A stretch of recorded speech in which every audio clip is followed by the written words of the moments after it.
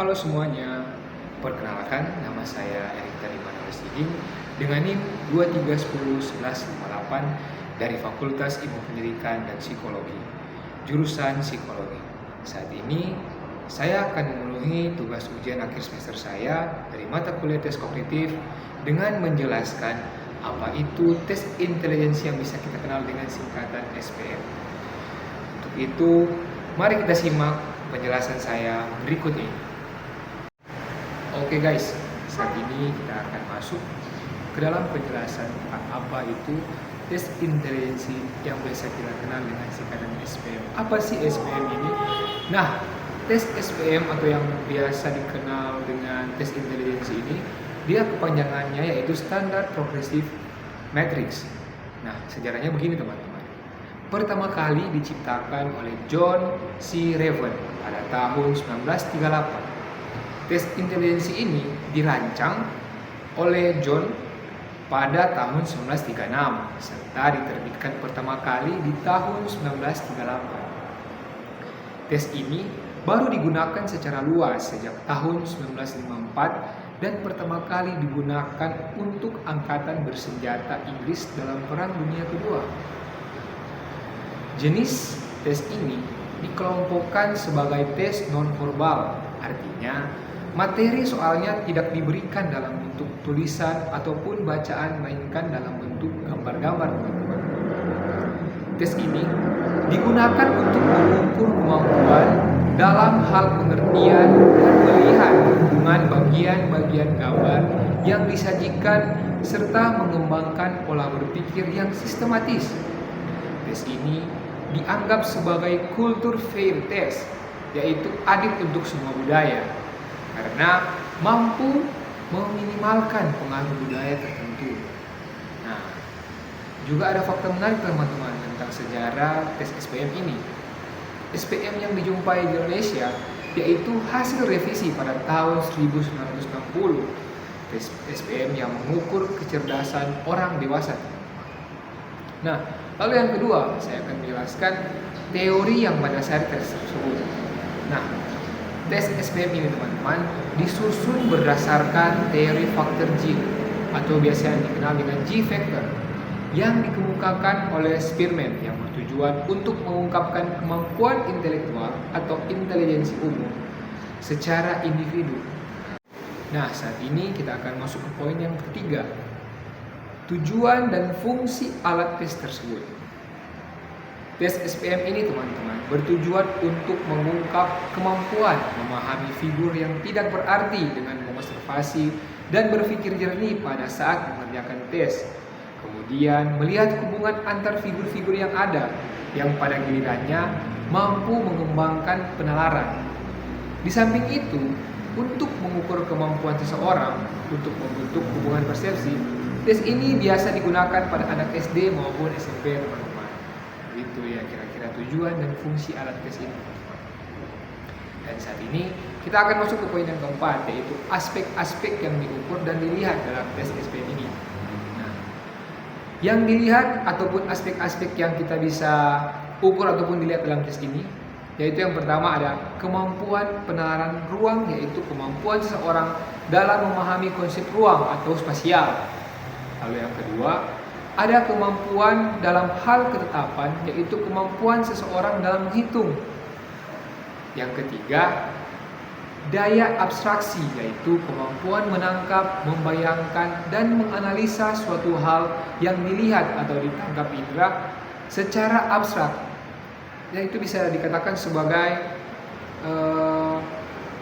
menganalisa sesuatu yang kita lihat atau ditangkap oleh indera kita teman-teman. Lalu yang bisa kita lihat atau kita bisa ukur dalam aspek-aspek tes ini ada juga tentang berpikir sistematis, yaitu kemampuan untuk mengerjakan atau menyelesaikan suatu tugas sesuai dengan urutan, tahapan, langkah-langkah atau perencanaan yang tepat, efektif dan efisien. Lalu di sini juga kita bisa mengukur tentang kecepatan dan ketelitian, yaitu kemampuan untuk menangkap, mengolah informasi dengan cepat dan teliti teman-teman. Lalu yang terakhir yang bisa kita lihat dalam aspek atau pengukuran tes SPM ini yaitu konsentrasi, yaitu kemampuan untuk memberi atensi atau perhatian terhadap suatu hal dalam suatu waktu dengan yang baik. Kalau teman-teman belum memahami tentang apa itu atensi, yaitu tentang bagaimana diri kita memusatkan perhatian di saat guru kita memberikan penjelasan, namun ada gangguan-gangguan seperti suara bising, teman-teman yang bercanda, tapi pusat perhatian kita tetap tertuju kepada guru kita ataupun dosen kita di depan. Nah, itulah teman-teman yang bisa disebut dengan kemampuan atensi kita, teman-teman. Nah, saat ini kita akan masuk ke poin yang kelima, yaitu administrasi tes. Apa saja sih administrasi tes di dalam tes intelijensi SPM? Mari kita simak apa saja administrasi yang harus dilakukan dalam tes SPM ini. Yang pertama, ada persiapan sebelum tes. Di dalam persiapan sebelum tes ini ada beberapa poin, teman-teman. Yaitu yang pertama, pemilihan alat tes. Lalu yang kedua, ada pengaturan ruangan.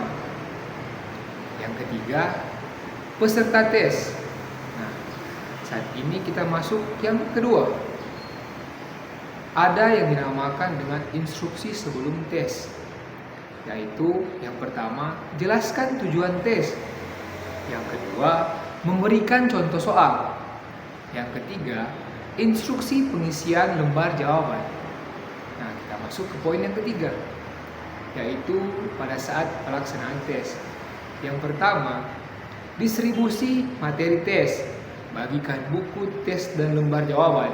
Pastikan setiap peserta menerima materi yang lengkap. Lalu yang kedua, pengawasan waktu. Waktu penyelesaian untuk SPM biasanya adalah 45 sampai 60 menit. Pastikan waktu dicatat dengan akurat. Lalu poin yang ketiga, pengamatan peserta. Awasi peserta untuk memastikan mereka tidak menyalin jawaban atau melakukan kecurangan. Jawab pertanyaan yang bersifat teknis, namun hindari memberikan bantuan dalam menjawab soal. Nah, lalu ada poin yang keempat. Setelah tes, yang harus dilakukan yaitu pengumpulan lembar jawaban. Pastikan semua lembar jawaban dikumpulkan sebelum peserta meninggalkan ruangan. Periksa kelengkapan data seperti nama dan identitas peserta, karena itu merupakan bagian yang penting juga, teman-teman. Lalu yang kedua, pemeriksaan jawaban atau biasa disebut dengan scoring. Scoring dilakukan berdasarkan kunci jawaban resmi. Berikan skor total dan konversikan ke nilai IQ atau tingkat kemampuan sesuai dengan pedoman manual yang ada di dalam SPM. Lalu yang ketiga, interpretasi hasil. Kita harus menganalisis hasil untuk mengidentifikasi kemampuan intelektual peserta. Sediakan interpretasi yang jelas dan objektif berdasarkan standar normatif yang berlaku. Kenapa harus sesuai dengan standar normatif yang berlaku? Agar kita bisa mendapatkan hasil interpretasi yang jelas dan akurat. Agar kita juga bisa memberikan scoring ataupun nilai yang baik kepada para peserta tes tersebut. Lalu yang kelima, administrasi yang kelima, poin yang kelima yaitu pelaporan dan dokumentasi. Yang pertama yaitu penyusunan laporan. Buat laporan hasil tes yang mencakup skor, interpretasi, dan rekomendasi. Pastikan laporan sesuai dengan kebutuhan. Misalnya untuk keperluan seleksi, atau diagnosis, atau evaluasi pendidikan, teman-teman. Lalu yang kedua, ada arsip dan privasi. Simpan hasil tes dan dokumen tersebut terkait dengan aman untuk menjaga kerahasiaan data peserta. Karena teman-teman, jika kita melanggar poin yang kelima ini, yaitu tentang arsip dan privasi, itu bisa melanggar kode etik dalam psikologi, teman-teman. Jika kita tidak menyimpan baik-baik tentang kerahasiaan hasil data peserta ataupun hasil dari scoring tersebut, itu sudah melanggar dari kode etiknya. Itulah penjelasan singkat tentang apa itu tes intelijensi SPM. Kiranya penjelasan dan media pembelajaran yang saya lakukan ini bisa bermanfaat dan berguna bagi teman-teman sekalian dan bagi penonton-penonton yang telah menonton video ini. Untuk perhatian, waktu yang telah disediakan, diucapkan terima kasih.